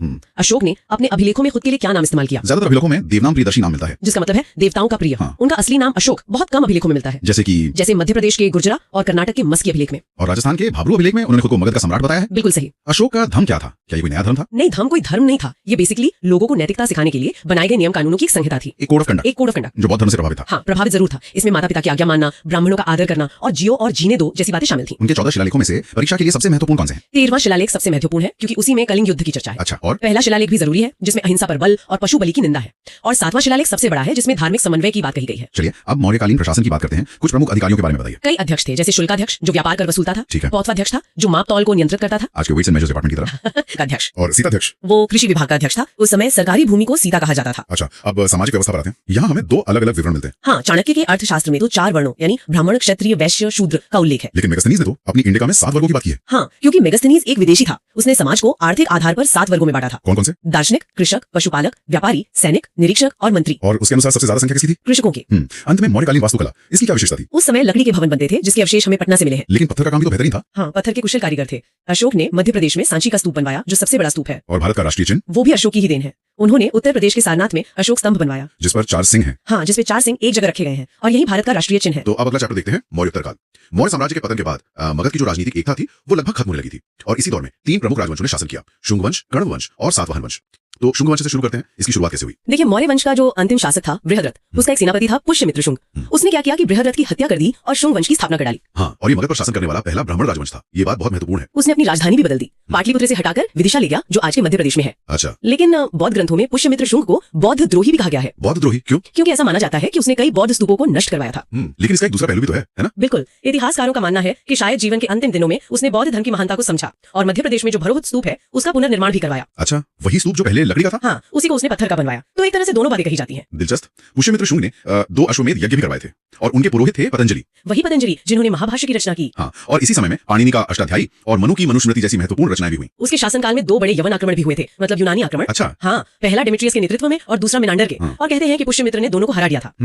लेकिन मिनांडर की कहानी में एक और मोड़ है। सही कहा। मिनांडर बाद में बौद्ध भिक्षु नागसेन से इतना प्रभावित हुआ कि उसने बौद्ध धर्म ही अपना लिया। पर पुष्यमित्र शुंग खुद कलिंग के राजा खारवेल से एक युद्ध में हार गया था। अग्निमित्र शासक बना। अग्निमित्र का जिक्र कालिदास की प्रसिद्ध रचना मालविका अग्निमित्र में मिलता है। हाँ, वो तो अग्निमित्र और मालविका की प्रेम कहानी पे आधारित है। बिल्कुल। और इस वंश का जो अंतिम शासक था वो था देवभूति। और उसकी हत्या उसी के मंत्री वासुदेव ने कर दी। और इस तरह शुंग वंश का अंत हो गया। तो शुंग वंश के बाद आया कर्ण वंश। हाँ, पर ये बहुत ही छोटा शासनकाल था। इसके बारे में परीक्षा के लिए बस 2 बातें याद रखनी है मेरे ख्याल से। बिल्कुल। पहली कि इसके संस्थापक वासुदेव थे, और दूसरी ये कि इस वंश का अंतिम शासक सुशर्मा था और उसकी हत्या उसके मंत्री सिमुख ने कर दी थी। तो यहाँ पैटर्न सा दिखता है। हाँ, कि कैसे मंत्री ही राजा की हत्या करके एक नया वंश शुरू कर रहे थे। सही। तो सुशर्मा की हत्या के बाद सिमुख ने सातवाहन वंश की स्थापना की। इन्होंने शुरुआत में महाराष्ट्र से शासन किया, पर बाद में इन्हें आंध्र प्रदेश जाना पड़ा, इसलिए इन्हें आंध्र सातवाहन भी कहते हैं। और इनकी राजधानी थी प्रतिष्ठान, महाराष्ट्र में। इस वंश का एक बहुत महत्वपूर्ण शासक था शातकर्णी प्रथम। अच्छा, इसकी उपलब्धियों के बारे में हमें कहाँ से पता चलता है? रानी नागनिका के नानाघाट अभिलेख से। और सबसे महत्वपूर्ण बात, इसी अभिलेख में हमें भूमिदान का पहला प्रमाण मिलता है। भूमिदान का पहला प्रमाण? ये तो बहुत बड़ी बात है। हाँ, शातकर्णी प्रथम ने ब्राह्मणों को मुद्रा की जगह भूमिदान देना शुरू किया था। मतलब यहीं से हमें एक तरह से सामंती व्यवस्था की शुरुआती संकेत मिलने लगते हैं। बिल्कुल, क्योंकि वो अपने अधिकारियों को भी वेतन की जगह जमीन देने लगा था। और फिर वही अधिकारी बाद में शक्तिशाली सामंत बन गए होंगे। सही। इस वंश में वैसे हाल नाम का एक महान कवि और शासक भी हुआ था। ओ हाँ, उसने प्राकृत भाषा में गाथा सप्तशती काव्य की रचना की थी। जी। अगला प्रमुख शासक था गौतमीपुत्र शातकर्णी। बहुत शक्तिशाली माना जाता है इसे। हाँ, उसने शक शासक नहपान को हराया था। इसका कोई सबूत है? बिल्कुल है। नासिक के पास सिक्के मिले हैं जहाँ एक तरफ नहपान का नाम है और दूसरी तरफ गौतमीपुत्र शातकर्णी का। अच्छा, मतलब उसने पुराने सिक्कों पर अपनी मुहर लगवा दी। हाँ, अपनी जीत की घोषणा करने का एक तरीका। इस वंश का जो अंतिम महत्वपूर्ण राजा था वो था यज्ञश्री शातकर्णी। इसके बारे में कहा जाता है कि वो व्यापार और समुद्री यात्रा का प्रेमी था। इसका पता हमें उसके सिक्कों से चलता है जिन पर जहाज के चित्र बने हुए। सिक्के। सातवाहन शासकों ने कई तरह के सिक्के चलाए, चांदी, तांबा, पोटीन मतलब एक तरह की घटिया चांदी। और सीसा। सबसे ज्यादा प्रश्न तो सीसे के सिक्कों पर ही बनता है। सही। भारत में सबसे पहले सीसे के सिक्के सातवाहन वंश ने ही चलाए थे। ये एक बहुत ही महत्वपूर्ण तथ्य है। और एक आखिरी बात सातवाहन समाज के बारे में। वो मात्र सत्तात्मक था, है ना? एक तरह से हाँ, शासक अपने नाम के आगे अपनी माँ का नाम लगाते थे, जैसे गौतमीपुत्र शातकर्णी। बिल्कुल, गौतमी का पुत्र। हालांकि राजा केवल पुरुष ही होते थे। मतलब सिंहासन बेटे को मिलता था। हाँ, सिंहासन बेटे को ही मिलता था, बेटी को नहीं। तो चलिए अब अगला चैप्टर देखते हैं, मौर्योत्तर काल में विदेशी आक्रमण। हाँ, मौर्यों के बाद भारत पर 4 बड़े विदेशी आक्रमण हुए और इनका एक क्रम है जो याद रखना जरूरी है। एक क्रम? अच्छा, क्या क्रम था? सबसे पहले हिंद यूनानी यानी इंडो ग्रीक, उनके बाद आए शक, फिर पहलव जिन्हें पार्थियन भी कहते हैं, और आखिर में कुषाण। ठीक है, तो सबसे पहले हिंद यूनानियों से शुरू करते हैं। ये लोग बैक्ट्रिया क्षेत्र से आए थे, है ना? बिल्कुल। मौर्योत्तर काल का जो पहला यूनानी आक्रमणकारी था वो था डेमेट्रियस प्रथम। डेमेट्रियस प्रथम, इसको तो पुष्यमित्र शुंग ने हरा दिया था। सही कह रही हूं मैं? एकदम सही। लेकिन ये सिर्फ एक शुरुआत थी। इसके बाद भारत में इनके 2 अलग अलग कुलों का शासन स्थापित हुआ। एक था डेमेट्रियस वंश और दूसरा यूक्रेटाइड्स वंश। अच्छा, 2 वंश। तो पहले डेमेट्रियस वंश की बात करते हैं। हाँ। इनकी राजधानी कहाँ थी? इनकी राजधानी थी साकल, मतलब आज का सियालकोट। और इस वंश का जो सबसे प्रतापी शासक हुआ वो था मिनेंडर। मिनांदर, ये नाम तो सुना है। बौद्ध साहित्य में इन्हें मिलिंद कहा गया है ना? हाँ बिल्कुल। और इन्हीं के नाम पर तो मशहूर बौद्ध ग्रंथ मिलिंदपन्हो है। मिलिंदपन्हो यानी मिलिंद के प्रश्न। इसमें उनके और बौद्ध भिक्षु नागसेन के बीच संवाद का जिक्र है। वही, उस ग्रंथ में दोनों के बीच एक लंबी फिलोसॉफिकल डिबेट है और नागसेन के जवाबों से मिनांडर इतना प्रभावित हुआ कि उसने बौद्ध धर्म ही अपना लिया। अरे वाह, मतलब एक विदेशी आक्रमणकारी यहाँ आकर यहीं के धर्म का अनुयायी बन गया। यही इस दौर की खूबसूरती है। और दूसरा वंश यूक्रेटाइड्स, उनकी क्या कहानी थी? उनकी राजधानी तक्षशिला थी और उनका सबसे महत्वपूर्ण शासक था एंटियालकेस। हाँ, उसने शुंग शासक भागभद्र के दरबार में हेलियोडोरस नाम का एक राजदूत भेजा था। एक यूनानी राजदूत शुंग दरबार में। और मजे की बात यह है कि हेलियोडोरस यहाँ आकर भागवत धर्म से इतना प्रभावित हुआ कि उसने खुद भागवत धर्म अपना लिया। सच में? इसका कोई सबूत है? बिल्कुल है। उसने विदिशा में भगवान विष्णु के सम्मान में एक गरुड़ स्तंभ बनवाया था, वो आज भी है। कमाल है। तो इन आक्रमणों का भारत पर सिर्फ राजनीतिक नहीं बल्कि सांस्कृतिक असर भी पड़ा। बहुत गहरा असर पड़ा। जैसे ज्योतिष में नक्षत्रों को देखकर भविष्य बताने की कला हमने यूनानियों से सीखी। और सिक्कों का क्या? मैंने पढ़ा है कि सिक्के बनाने की कला में भी इनका बड़ा योगदान था। हाँ, सबसे बड़ा योगदान शायद वही था। भारत में पहली बार सोने के लिखित सिक्के इन्होंने ही चलाए, जिन पर एक तरफ राजा का चित्र और दूसरी तरफ किसी देवता का। ये एक नई शुरुआत थी। तो यूनानियों के बाद फिर शक आए। हाँ, यूनानियों के बाद शक आए जो मध्य एशिया से थे। इनके राजाओं को क्षत्रप कहा जाता था। क्षत्रप। और ये भारत में एक जगह नहीं बल्कि 5 अलग अलग शाखाओं में बसे थे। सही कहा। कांधार, तक्षशिला, मथुरा, उज्जैन और नासिक, ये 5 इनके मुख्य केंद्र थे। इनमें सबसे महत्वपूर्ण कौन सी शाखाएं थी? मथुरा और उज्जैन की शाखाएं सबसे ज्यादा महत्वपूर्ण रही। तक्षशिला के शक शासक मवेज ने तो अपने सिक्कों पर देवी लक्ष्मी का चित्र भी बनवाया था। और मथुरा के शकों से ही विक्रमादित्य की कहानी जुड़ी है। बिल्कुल। 57 ईसा पूर्व में उज्जैन के एक स्थानीय राजा ने शकों को हराया और इसी जीत के बाद उन्होंने विक्रमादित्य की उपाधि ली और विक्रम संवत की शुरुआत की। विक्रम संवत, जो आज भी हम इस्तेमाल करते हैं। हाँ वही। और नासिक के जो शक थे उनका सबसे प्रसिद्ध शासक था नहपान। उसे तो सातवाहन शासक गौतमीपुत्र शातकर्णी ने हराया था। एकदम सही। इसका सबूत हमें नासिक के जुगलथम्बी से मिले सिक्कों से मिलता है। अब बात करते हैं उज्जैन के शकों की। इनमें तो रुद्रदामन प्रथम का नाम सबसे ऊपर आता है। हाँ, रुद्रदामन प्रथम इस वंश का सबसे प्रतापी शासक था और उसकी सारी उपलब्धियों का वर्णन हमें एक ही जगह से मिलता है, जूनागढ़ अभिलेख। जूनागढ़ अभिलेख की खास बात यह है कि वो संस्कृत भाषा में लिखा गया पहला अभिलेख है ना? बिल्कुल। ये संस्कृत का पहला बड़ा अभिलेख है और इसी से हमें पता चलता है कि रुद्रदामन ने सुदर्शन झील का पुनर्निर्माण करवाया था। वही सुदर्शन झील जिसे चंद्रगुप्त मौर्य ने बनवाया था। हाँ वही। रुद्रदामन ने अपने खर्चे पर उसकी मरम्मत करवाई थी। इस वंश का अंत कैसे हुआ? इस वंश का अंतिम शासक था रुद्र सिंह तृतीय, जिसे गुप्त शासक चंद्रगुप्त द्वितीय ने पराजित किया। अच्छा, शकों के बाद फिर पहलवों का शासन आया। हाँ, पहलव या पार्थियन जो मध्य एशिया में ईरान से आए थे। इनके संस्थापक थे मिथ्रेडेट्स। पर इनका सबसे शक्तिशाली शासक तो गुंडोपर्णिस था। सही कहा। गुंडोपर्णिस सबसे प्रतापी शासक था। उसने तक्षशिला को अपनी राजधानी बनाया था। इसकी जानकारी हमें पेशावर के तख्ते बही अभिलेख से मिलती है। लेकिन इनके शासनकाल का सबसे महत्वपूर्ण तथ्य तो कुछ और है। हाँ, और वो ये है कि इसी के समय में ईसाई धर्म प्रचारक सेंट थॉमस भारत आए रहे थे। भारत आने वाले पहले ईसाई धर्म प्रचारक, ये तो बहुत बड़ी बात है। निश्चित रूप से। और पहलुओं के बाद अंत में आते हैं कुषाण, जो शायद इन सब में सबसे महत्वपूर्ण थे। बिल्कुल, कुषाण मध्य एशिया में पश्चिमी चीन की यूची जाति के लोग थे। संस्थापक तो कुजुल कटफिसिस था, पर असली संस्थापक विम कटफिसिस को माना जाता है। क्योंकि विम कटफिसिस ने ही भारत के एक बड़े हिस्से मतलब गांधार, पंजाब, मथुरा तक अपना अधिकार किया था। और वो शैव धर्म का अनुयायी था, उसके सिक्कों से पता चलता है। सही। उसके तांबे की मुद्राओं पर एक तरफ शिव, नंदी और त्रिशूल और दूसरी तरफ महेश्वर शब्द मिलता है। लेकिन जब हम कुषाणों की बात करते हैं तो एक ही नाम सबसे पहले आता है, कनिष्क। स्वाभाविक है, कनिष्क इस वंश का सबसे महान शासक था। 78 ईस्वी में अपने राज्याभिषेक के समय उसने शक संवत कैलेंडर शुरू किया। शक संवत, जो भारत सरकार का राष्ट्रीय कैलेंडर है। वही। कनिष्क की राजधानी पुरुषपुर थी, यानी आज का पेशावर। और उसी के शासनकाल में कश्मीर के कुंडल वन में चौथी बौद्ध संगीति हुई थी। हाँ, और ये एक बहुत बड़ी घटना थी। यहीं पर बौद्ध धर्म दो शाखाओं में बढ़ गया, हीनयान और महायान। कनिष्क खुद महायान शाखा का अनुयायी था, है ना? हाँ, वो महायान का बड़ा समर्थक था।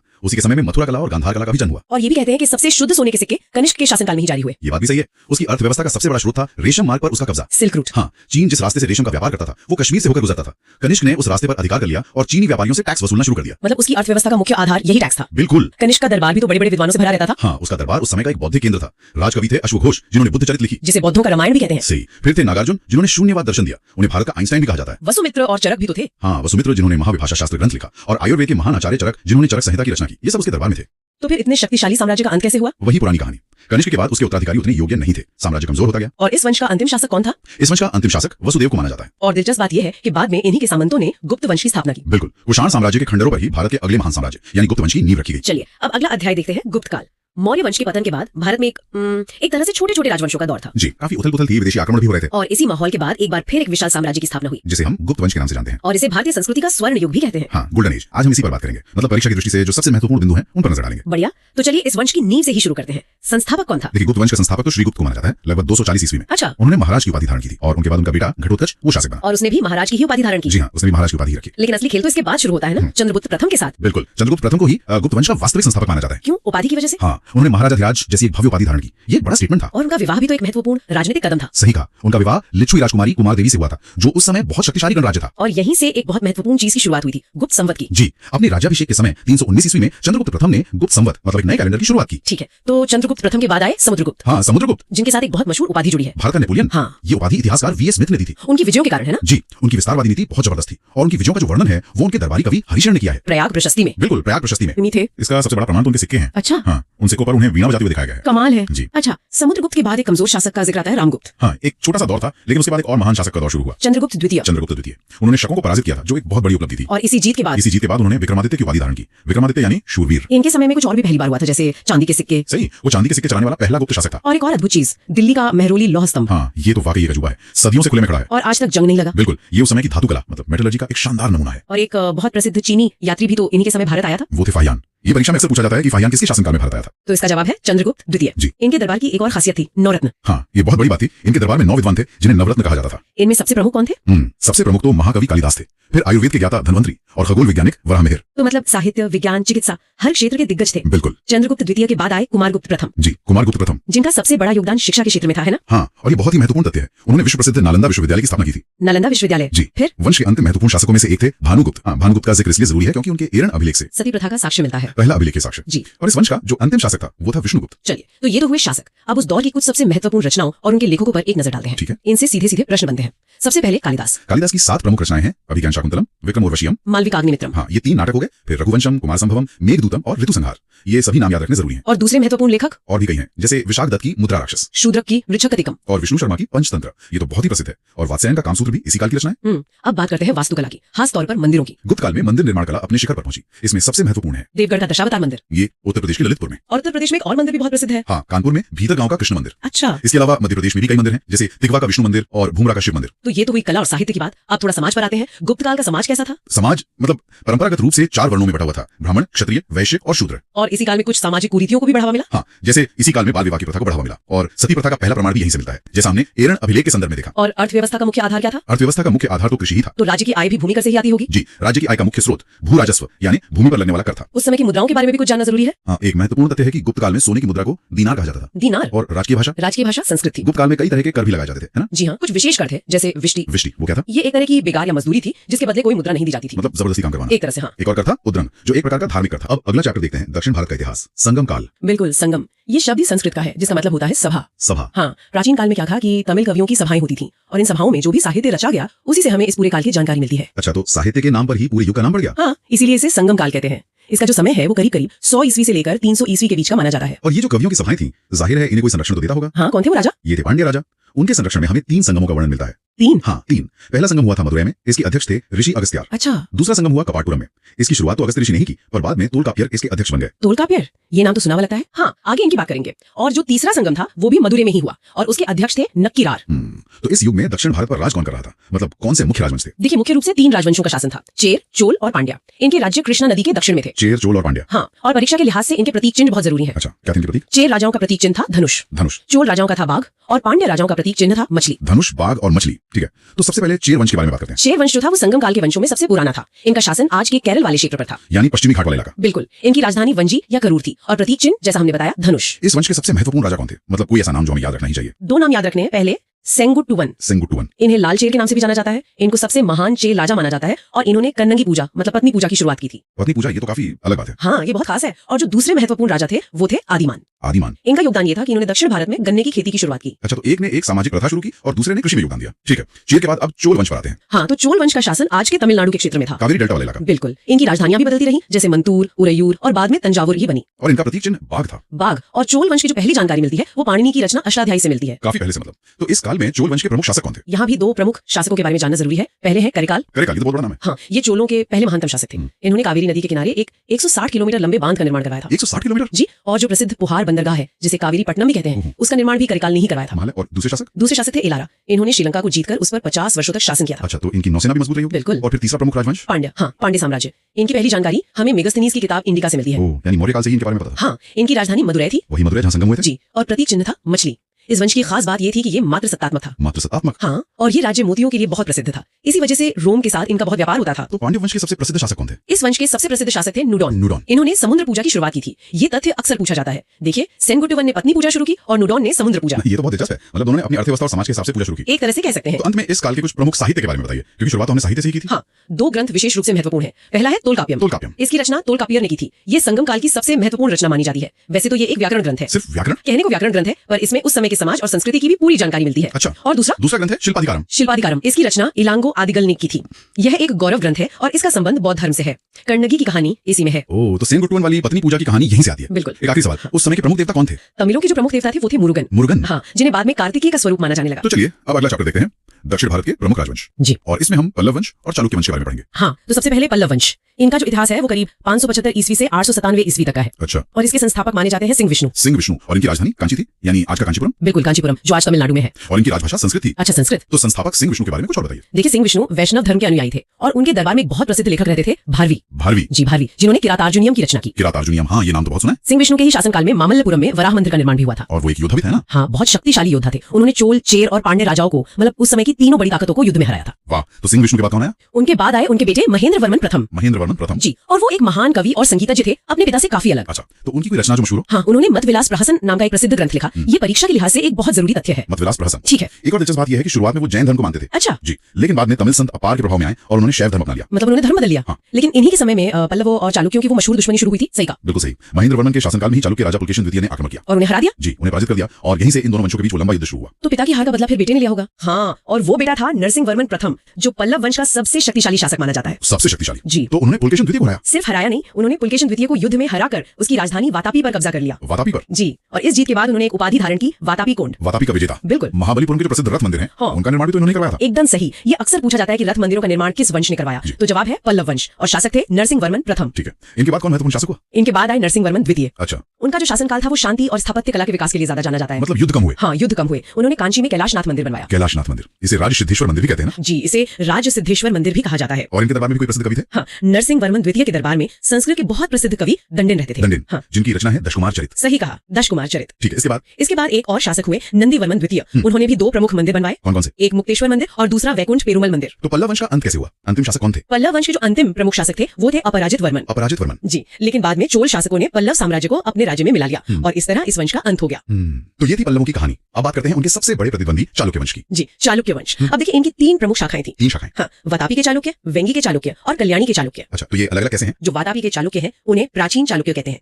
वेंगी वालों को पूर्वी चालुक्य और कल्याणी वालों को पश्चिमी चालुक्य कहा जाता है। ठीक है, तो सबसे पहले वातापी वालों की बात करते हैं। बिल्कुल, वातापी के चालुक्य वंश की स्थापना तो जयसिंह ने की थी, लेकिन इसके वास्तविक संस्थापक पुलकेशिन प्रथम को माना जाता है। और राजधानी वातापी थी। जी, राजधानी वातापी। इस वंश का सबसे प्रतापी शासक तो पुलकेशिन द्वितीय ही था, जिसके बारे में हमने अभी बात की। हाँ बिल्कुल, पुलकेशिन द्वितीय। उसने उत्तर भारत के सम्राट हर्षवर्धन को नर्मदा नदी के तट पर हराया था। ये एक बहुत बड़ी उपलब्धि थी। बहुत बड़ी। और इस जीत के बाद उसने परमेश्वर की उपाधि धारण की। पुलकेशिन द्वितीय ने ही वेंगी को जीतकर अपने भाई विष्णुवर्धन को वहां का शासक बना दिया था। अच्छा, तो यही से वेंगी के चालुक्यों की नींव पड़ी। जी बिल्कुल। और पल्लव शासक महेंद्र वर्मन प्रथम को भी उसने हराया था। हाँ, लेकिन बाद में वो खुद पल्लव शासक नरसिंह वर्मन प्रथम से हार गया। और नरसिंह वर्मन ने वातापी कोण की उपाधि ली। सही। पुलकेशिन द्वितीय के बारे में ये सब जानकारी हमें कहां से मिलती है? इसका सबसे बड़ा स्रोत है ऐहोल अभिलेख। ऐहोल अभिलेख? जी, ये संस्कृत भाषा में है और इसकी रचना उसके राजकवि रवि कृति ने की थी। अच्छा, तो इस वातापी शाखा का अंत कैसे हुआ? इस वंश का अंतिम शासक था कीर्ति वर्मन द्वितीय। उसे दंती दुर्ग ने हराकर राष्ट्रकूट वंश की स्थापना की। दंती दुर्ग यानी राष्ट्रकूट वंश का संस्थापक। ठीक है, अब बात करते हैं कल्याणी के चालुक्यों की। हाँ, तो राष्ट्रकूटों के बाद कल्याणी के चालुक्य वंश की स्थापना की तैलप द्वितीय ने, और इनकी राजधानी थी कल्याणी। इस वंश के सबसे महान शासक वो थे विक्रमादित्य षष्ठ यानी विक्रमादित्य छठे। विक्रमादित्य षष्ठ। जी, और उनके दरबार में दो बहुत प्रसिद्ध कवि रहते थे,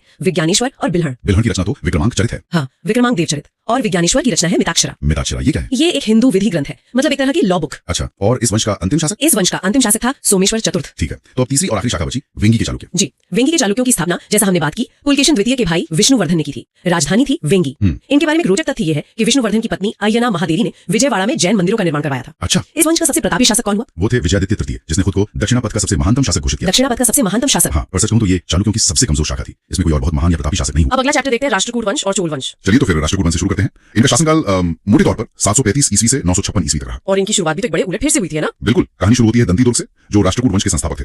वो खुद वातापी के चालुक्य राजाओं के सामंत हुआ करते थे। अच्छा, गवर्नर जैसे पद पर। जी, और उन्होंने अपने ही राजा कीर्तिवर्मन द्वितीय, जो चालुक्य वंश के अंतिम शासक थे, उन्हें हराकर एक नए वंश की नींव रखी और राजधानी बनाई मान्यखेत को। हाँ, ये दिखाता है कि उस दौर में शक्ति कैसे एक हाथ से दूसरे हाथ में जाती थी। जो आज सामंत है, कल वही राजा बन सकता था। यानी एक साम्राज्य के खंडहर पर ही दूसरे का उदय। लेकिन सिर्फ वंश की स्थापना करना ही तो काफी नहीं होता, उसे बनाए रखने के लिए दंती दुर्ग के बाद क्या हुआ? उनके बाद आए कृष्ण प्रथम, और उन्होंने कुछ ऐसा बनवाया जो आज भी दुनिया को हैरान करता है। आप एलोरा के कैलाश मंदिर की बात कर रही हैं? जी हाँ, कैलाश मंदिर। ये बात सोचने में ही अविश्वसनीय लगती है। क्या ये सच है कि वो पूरा मंदिर एक ही विशाल चट्टान को ऊपर से नीचे तराश कर बनाया गया है? बिल्कुल सच है, और ये सिर्फ कला का अजूबा नहीं है, ये उस दौर की इंजीनियरिंग का शिखर है। सोचिए, एक भी गलती होती तो पूरा पहाड़ बर्बाद हो जाता। कमाल है। ये मंदिर द्रविड़ शैली में बना है ना? एकदम द्रविड़ शैली, जिसकी पहचान है इसका विशाल पिरामिड जैसा टावर, जिसे विमान कहते हैं। ये मंदिर सिर्फ भक्ति का नहीं, राष्ट्रकूट शक्ति का प्रतीक था। समझ गए। इसके बाद जो शासक आए, मैंने ध्रुव के बारे में पढ़ा है, वो काफी महत्वाकांक्षी थे। ध्रुव बहुत ही महत्वाकांक्षी शासक थे। दक्षिण में अपनी शक्ति मजबूत करने के बाद उन्होंने उत्तर भारत की ओर देखा। कन्नौज की तरफ? हाँ, उस समय कन्नौज पर अधिकार के लिए एक त्रिपक्षीय संघर्ष चल रहा था। एक मिनट, पर एक दक्षिणी शक्ति को उत्तर भारत के कन्नौज में इतनी दिलचस्पी क्यों थी? क्योंकि उस समय कन्नौज मतलब उत्तर भारत की राजनीतिक सत्ता का केंद्र था। जैसे पहले पाटलिपुत्र था, जिसका कन्नौज पर नियंत्रण होता उसे सम्राट माना जाता था। तो ये प्रतिष्ठा की लड़ाई थी। जी, और ध्रुव इस संघर्ष में कूदने वाले पहले राष्ट्रकूट शासक थे, और उन्होंने न सिर्फ हिस्सा लिया बल्कि प्रतिहार नरेश वत्सराज और पाल नरेश धर्मपाल दोनों को हराया। दोनों को? ये तो बहुत बड़ी सैन्य उपलब्धि थी। बिल्कुल,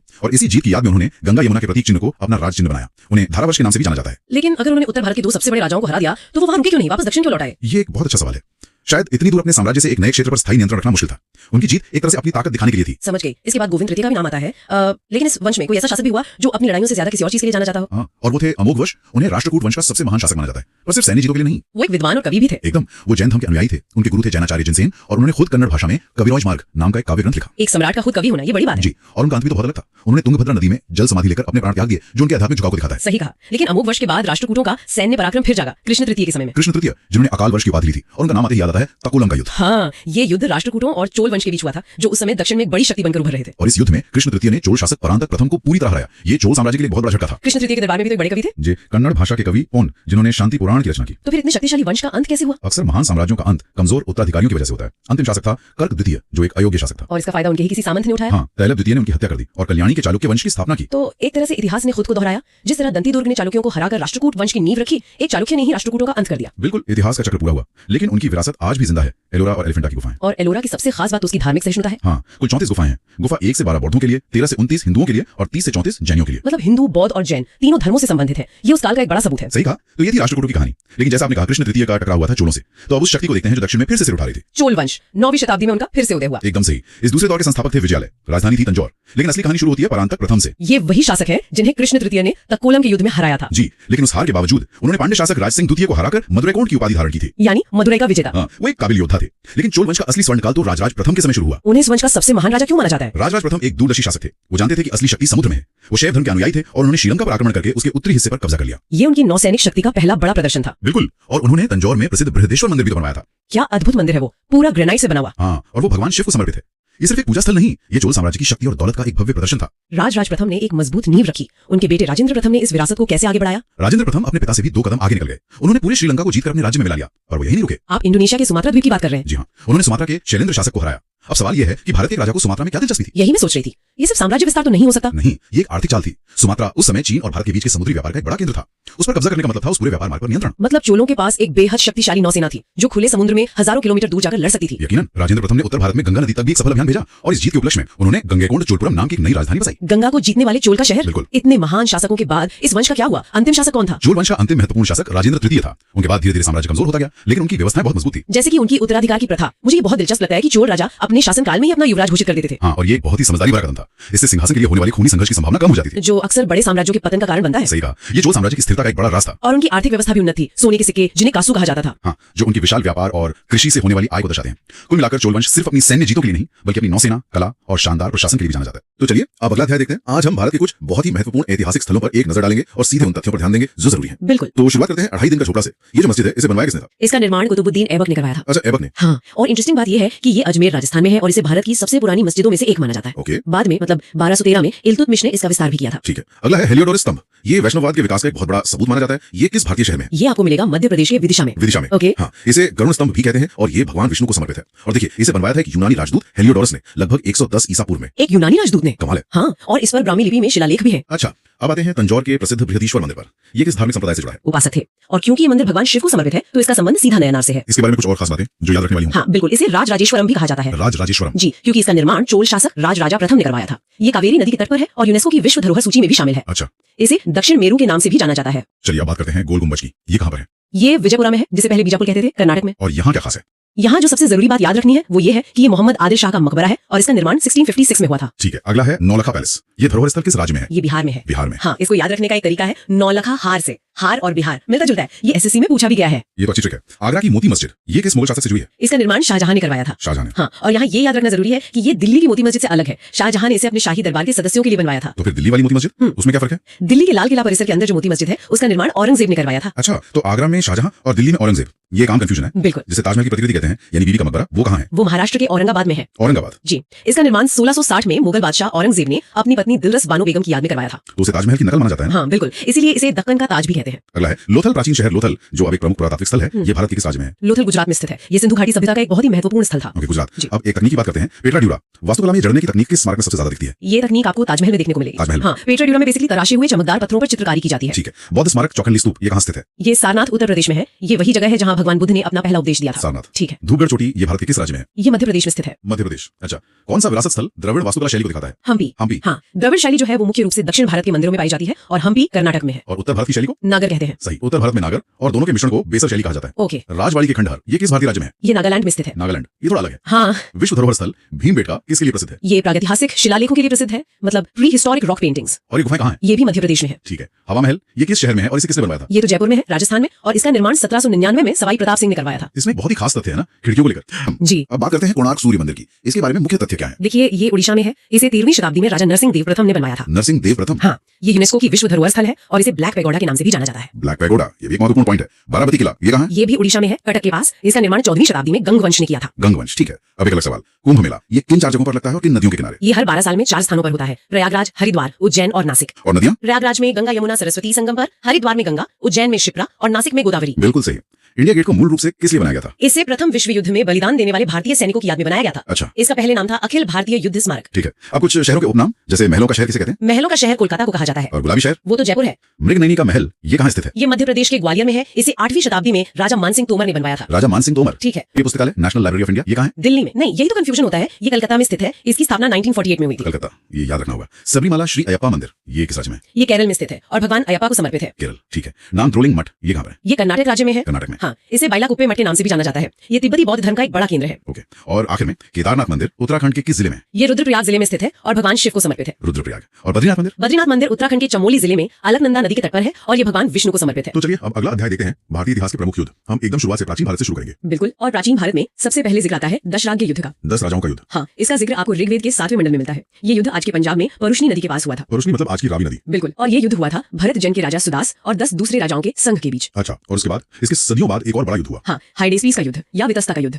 326 ईसा पूर्व में। सिकंदर और राजा पोरस के बीच। जी, ये झेलम नदी के किनारे लड़ा गया था। यूनानी लोग झेलम को हाइडेस्पीस कहते थे, तो बस वही नाम पड़ गया। और इस युद्ध में जीत सिकंदर की हुई थी। हाँ, जीत तो सिकंदर की हुई, लेकिन पोरस ने जो टक्कर दी वो कमाल की थी। फिर आता है सेल्यूकस मौर्य युद्ध। ये हुआ था 305 से 303 ईसा पूर्व के बीच। बिल्कुल, चंद्रगुप्त मौर्य और सेल्यूकस निकेटर के बीच। इसमें तो चंद्रगुप्त मौर्य की जबरदस्त जीत हुई थी। हाँ, और युद्ध के बाद एक संधि हुई जिसमें सेल्यूकस निकेटर ने अपनी बेटी की शादी चंद्रगुप्त से कर दी और कई सारे क्षेत्र भी सौंप दिए। और प्राचीन भारत का एक और सबसे महत्वपूर्ण युद्ध कलिंग का युद्ध 261 ईसा पूर्व। यकीनन सम्राट अशोक और कलिंग के राजा अनंत पद्मनाभन के बीच। इसमें अशोक की जीत तो हुई, लेकिन युद्ध में जो खून खराबा हुआ उसे देखकर अशोक का मन बदल गया पूरी तरह से। उन्होंने बौद्ध धर्म अपना लिया। इस युद्ध का वर्णन अशोक के 13वें शिलालेख में मिलता है। तो ये थे प्राचीन भारत के युद्ध। अब बात करते हैं मध्यकालीन भारत की और भारत पर मुस्लिम आक्रमणों की। इसमें सबसे पहले आते हैं अरब। भारत पर पहला सफल अरब आक्रमण 712 ईस्वी में मोहम्मद बिन कासिम ने किया था और उसने सिंध के शासक दाहिर को हराया था। जी, इससे पहले भी एक कोशिश हुई थी उबैदुल्ला के नेतृत्व में, लेकिन वो असफल रही। अरबों के बाद फिर तुर्कों का दौर आया। हाँ, और पहला तुर्क आक्रमणकारी था सुबुक्तगीन।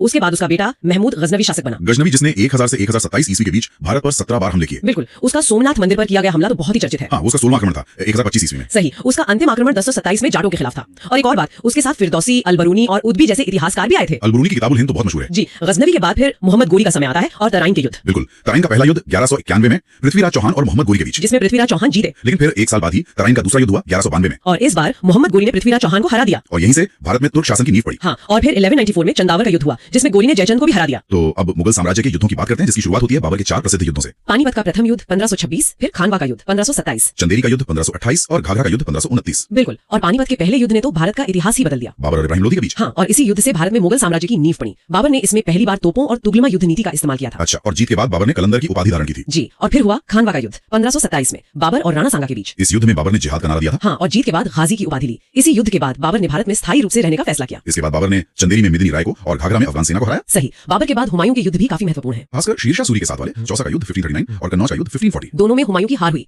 और कन्नौज के युद्ध के बाद तो शेरशाह का दिल्ली और आगरा पर अधिकारों क्या था। पानीपत की दूसरी लड़ाई 5 नवंबर 1556 अकबर और हिमू के बीच। कहते हैं हिमू ये लड़ाई लगभग जीत गया था। हाँ, लेकिन उसकी आंख में एक तीर लग गया और पूरा पासा ही पलट गया और अकबर की जीत हुई। और हल्दी घाटी का युद्ध 18 जून 1576 अकबर और महाराणा प्रताप के बीच। अकबर की सेना का नेतृत्व मानसिंह प्रथम कर रहे थे। इसमें मेवाड़ की सेना की हार हुई। अब उत्तर मुगल काल की तरफ बढ़ते हैं और करनाल के युद्ध की ओर। ये 1739 में हुआ था, ईरान के शासक नादिर शाह और मुगल सम्राट मोहम्मद शाह के बीच। नादिर शाह जीता और दिल्ली से तख्ते ताउस और कोहिनूर हीरा लूट कर ले गया। बिल्कुल, नादिर शाह को ईरान का नेपोलियन भी कहा जाता है। इसी दौरान कर्नाटक युद्ध भी हुए थे। हाँ, 3 युद्ध हुए थे 1746 से 1763 के बीच। ये मूलतः अंग्रेज और फ्रांसीसियों के बीच हुए थे, जो अलग अलग संधियों से खत्म हुए। जी, एक्सला चैपल, पौंडीचेरी और पेरिस की संधियों से। प्लासी का युद्ध एक बहुत बड़ा निर्णायक मोड़ था। हाँ, 23 जून 1757 रॉबर्ट क्लाइव और बंगाल के नवाब सिराजुद्दौला के बीच। इसमें मीर जाफर के धोखे की वजह से नवाब की हार हुई थी। सही कहा, और इसी युद्ध ने भारत में अंग्रेजी प्रभुसत्ता की नींव डाली। फिर हुआ बक्सर का युद्ध 23 अक्टूबर 1764 को। एक तरफ थी ईस्ट इंडिया कंपनी जिसका नेतृत्व हेक्टर मुनरो कर रहे थे, और दूसरी तरफ मीर कासिम, शुजाउद्दौला और शाह आलम द्वितीय की संयुक्त सेना। और इस संयुक्त सेना की हार हुई, जिसके बाद इलाहाबाद की संधि हुई। और इसी संधि से कंपनी को बंगाल, बिहार और उड़ीसा की दीवानी मिल गई। बिल्कुल, और पानीपत का तीसरा युद्ध वो 1761 में हुआ, अहमद शाह अब्दाली और मराठों के बीच। इसमें मराठों की बहुत बुरी हार हुई। पहला युद्ध मद्रास की संधि से, दूसरा मैंगलोर की संधि से और तीसरा श्रीरंगपट्टनम की संधि से खत्म हुआ। और चौथे युद्ध जो 1799 में हुआ, उसमें टीपू सुल्तान की मृत्यु हो गई। इसके बाद हुए आंग्ल मराठा युद्ध। 3 युद्ध हुए, पहला सालबा की संधि से और दूसरा बसीम की संधि से समाप्त हुआ। और तीसरे युद्ध के बाद तो पेशवा पद ही खत्म कर दिया गया। जी, 1817-18 में जो हुआ। और फिर आंग्ल सिख युद्ध। 2 युद्ध हुए, पहला 1845-46 में जो लाहौर की संधि के साथ खत्म हुआ। और दूसरे युद्ध के बाद 1849 में सिख राज्य को अंग्रेजी राज्य में मिला लिया गया। सही। अब स्वतंत्र भारत के प्रमुख युद्धों पर आते हैं। सबसे पहले भारत चीन युद्ध 1962 में। इस युद्ध के बाद चीन ने अक्साई चीन क्षेत्र पर अवैध नियंत्रण बनाए रखा। इसके बाद 1965 का भारत पाक युद्ध। इस युद्ध में भारत की जीत हुई और इसके बाद 10 जनवरी 1966 को ताशकंद समझौता हुआ, जिस पर लाल बहादुर शास्त्री और अयूब खान ने हस्ताक्षर किए थे। बिल्कुल। फिर 1971 का भारत पाक युद्ध। इस युद्ध में भारत की एक निर्णायक जीत हुई, जिसके बाद बांग्लादेश का जन्म हुआ। और अंत में कारगिल युद्ध। यह मई से जुलाई 1999 तक चला। भारतीय सेना के अभियान का नाम था ऑपरेशन विजय। और 26 जुलाई को कारगिल विजय दिवस मनाया जाता है। जी, भारतीय वायुसेना के अभियान को ऑपरेशन सफेद सागर कहा गया था। इस युद्ध में भारत की जीत हुई। तो आज का हमारा सवाल है, पानीपत का प्रथम युद्ध किस वर्ष में लड़ा गया था? इसका जवाब नीचे कमेंट्स में जरूर बताएं। तो आज हमने देखा कंप्लीट प्राचीन भारत का इतिहास। उम्मीद है वीडियो आपको पसंद आया होगा। वीडियो अगर अच्छा लगा हो तो लाइक और शेयर करें। ऐसी और इंटरेस्टिंग वीडियो देखने के लिए चैनल को सब्सक्राइब जरूर करें। जल्द मिलते हैं ऐसे ही एक और मास्टर वीडियो के साथ। नमस्कार।